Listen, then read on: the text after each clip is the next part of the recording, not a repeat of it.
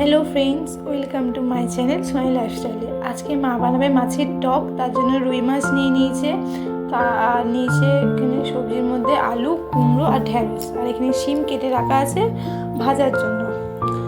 এখানে আমি ছখানা আমসি নিয়ে নিয়েছি, আমসিটা ভালো করে ভিজিয়ে রেখে দিয়েছি। আর এখানে এই যে মা মেয়ের সাথে খেলা করছে, আর ওই মেয়ে ঘুমছিটা ঠিক করছিল। এখানে মাছের পিঠে এনেছে, সেটা আমরা সবাই মিলে খাচ্ছিলাম।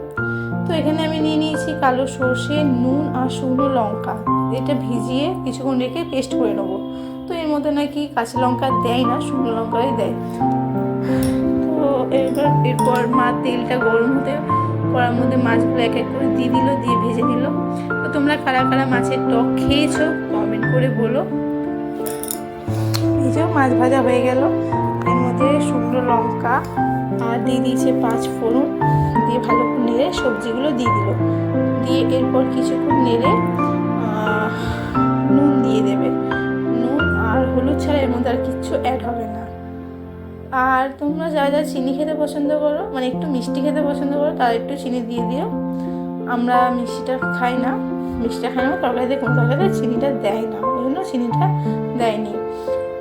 তো হয়ে গেল, এখানে আমসিগুলো দিয়ে দিল, দিয়ে ভালো করে এবার নেড়ে নেবে। আমসিটা দিয়ে নেড়ে এরপর সর্ষেটা দিয়ে দিল। সর্ষে যে কালো এগুলো সেগুলো দেয়নি। এবার সর্ষেটা দিয়ে একটু জল পরিমাণ মতো দিয়ে ফুটে উঠলে মাছগুলো দিয়ে দিল এক এক করে।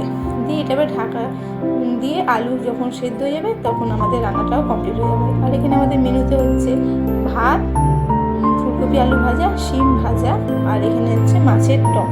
তো তোমাদের যে রেসিপিটা কেমন লাগলো কমেন্ট করে জানিও। টাটা।